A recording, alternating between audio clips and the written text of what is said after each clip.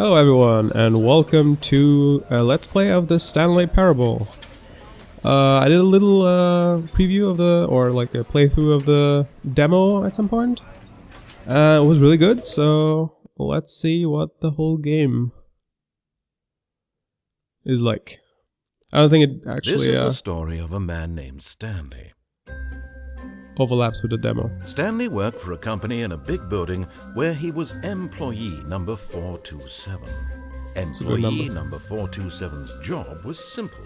He sat at his desk in room 427 and he pushed buttons on a keyboard. Orders came to him through a monitor on his desk, telling him what buttons to push, how long to push them, and in what order. This is what employee 427 did every day of every month of every year. And although others might have considered it soul-rending, Stanley relished every moment that the orders came in, as though he had been made exactly for this job. And Stanley was happy. And then one day, something very peculiar happened. Something that would forever change Stanley. Something he would never quite forget.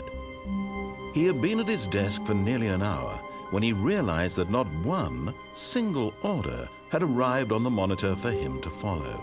No one had showed up to give him instructions, call a meeting, or even say hi. Never in all his years at the company had this happened, this complete isolation.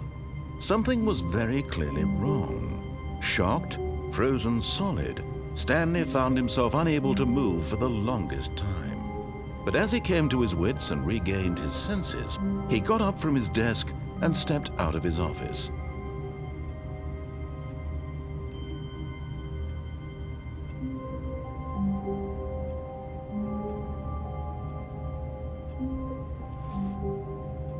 Hello? All of his co-workers Anyone were gone. home? What could it mean?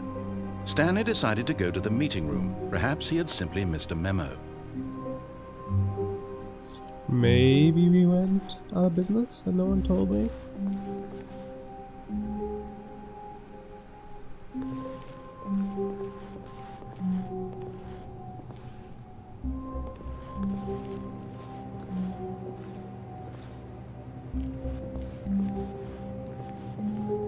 No?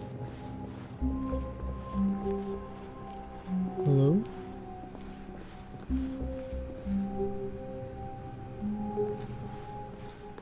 When Stanley came to a set of two open doors, Oh God, he entered decisions. the door on his left.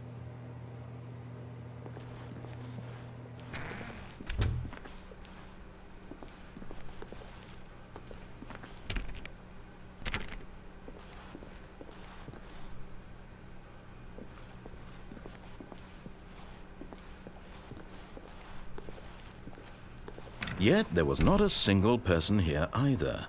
Feeling a wave of disbelief, Whiteboard Stanley manager. decided to go up to his boss's office, hoping he might find an answer there. Targets.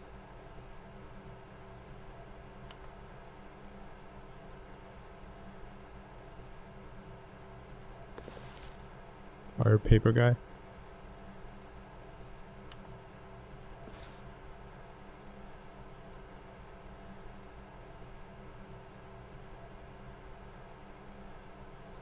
Alright.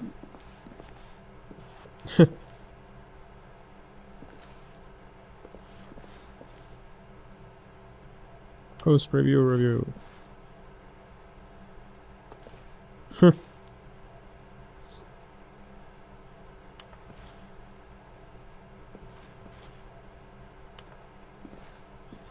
Alright, let's go to here. Boom closet. Wasn't there something about some guy hidden in the boom closet?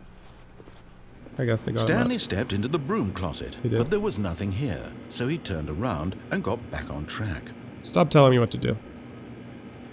It's like you're the computer that tells me how. Coming to a staircase, Stanley walked upstairs to his boss's No, I office. will stop doing what you tell me. Let me get it. I refuse to be pushed around by you.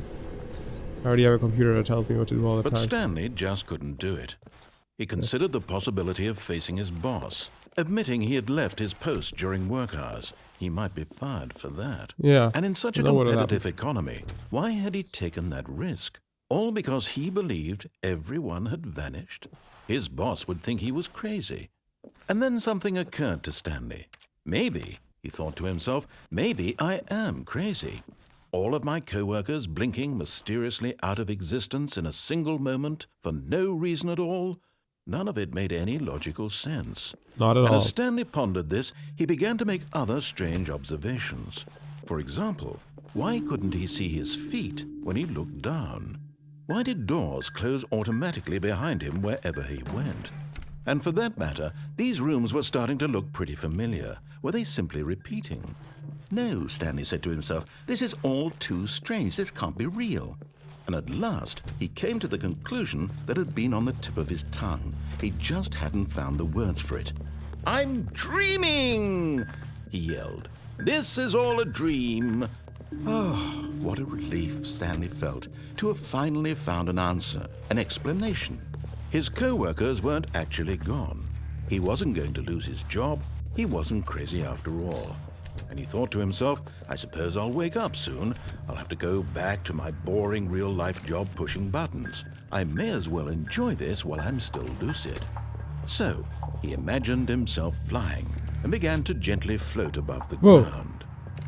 Then he imagined himself soaring through space on a magical starfield, and it too appeared. It was so much fun, and Stanley marveled that he had still not woken up. How was he remaining so lucid? And then perhaps the strangest question of them all entered Stanley's head. One he was amazed he hadn't asked himself sooner. Why is there a voice in my head dictating everything that I'm doing and thinking? Now the voice was describing itself being considered by Stanley, who found it particularly strange. I'm dreaming about a voice describing me, thinking about how it's describing my thoughts, he thought. This is getting complicated. And while he thought it all very odd and wondered if this voice spoke to all people in their dreams, the truth was that, of course, this was not a dream. How could it be? Was Stanley simply deceiving himself, believing that if he's asleep, he doesn't have to take responsibility for himself? Stanley is as awake right now as he's ever been in his life. Now, hearing the voice speak these words was quite a shock to Stanley. After all, he knew for certain, beyond a doubt, that this was in fact a dream. Did the voice not see him float and make the magical stars just a moment ago? Yeah, I was How gonna else say. would the voice explain all that? This voice was a part of himself too. Surely, if he could just... He would prove it. He would prove that he was in control, that this was a dream. So he closed his eyes gently, and he invited himself to wake up. He felt the cool weight of the blanket on his skin, the press of the mattress on his back, the fresh air of a world outside this one. Let me wake up, he thought to himself. I'm through with this dream. I wish it to be over. Let me go back to my job. Let me continue pushing the buttons. Please, it's all I want. I want my apartment, and my wife, and my job. All I want is my life exactly the way it's always been.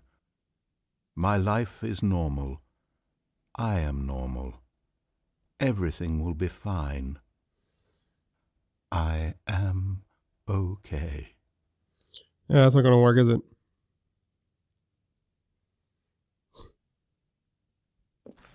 Nope. Stanley Still here. began screaming. Please, someone, wake me up. My name is Stanley. I have a boss. I have an office. I am real. Please, just someone tell me I am real. I must be real. I must be. Can anyone hear my voice? Who am I? Who am I? And everything went black. Oh. Just like that? This is the story of a woman named Mariella. What? Mariella woke happened up to on a Stanley? day like any other. She arose, got dressed, gathered her belongings, and walked to her place of work. But on this particular day, her walk was interrupted by the body of a man who had stumbled through town talking and screaming to himself, and then collapsed dead on the sidewalk. And although she would soon turn to go call for an ambulance, For just a few brief moments, she considered the strange man. He was obviously crazy. This much she knew. Everyone knows what crazy people look like. And in that moment, she thought to herself how lucky she was to be normal. I am sane. I am in control of my mind. I know what is real and what isn't. It was comforting to think this, and in a certain way, seeing this man made her feel better. But then she remembered the meeting she had scheduled for that day, the very important people whose impressions of her would affect her career, and by extension, the rest of her life. She had no time for this, so it was only a moment that she stood there, staring down at the body. And then she turned and ran.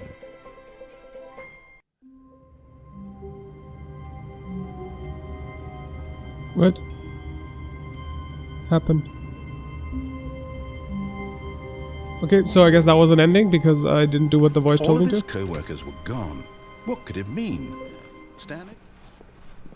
Coming to a staircase, Stanley walked upstairs to his boss's office. Alright, here we go. Let's see what my boss has to say about this.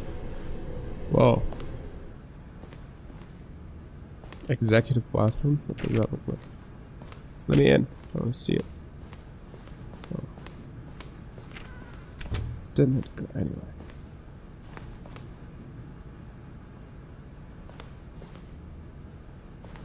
Oh.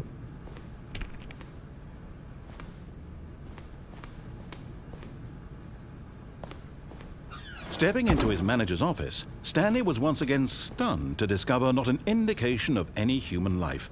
Shocked, unraveled, Stanley wondered in disbelief who orchestrated this. What dark secret was being held from him? What he could not have known was that the keypad behind the boss's desk guarded the terrible truth that his boss had been keeping from him. What? And so the boss had assigned it an extra secret PIN number. 2845. But of course, Stanley couldn't possibly have known this. Well, you just told me. You know? So where is this keypad? Behind the boss's desk. This is here. No. What? Stanley just sat around twiddling his thumbs. Yep. Trying to input anything on the device was useless, since he could never possibly know that the combination was 2845. 2, 8, 4, 5. Yet incredibly, by simply pushing random buttons on the keypad, Stanley happened to input the correct code by sheer luck. I don't think that's how it Amazing. happened. He stepped into the newly opened passageway. Where? Huh? Oh. It's quite the passageway. Oh.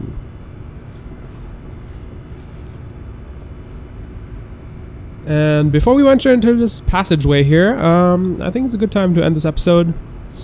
If you want to see where this leads, tune in for the next one. Thanks for watching.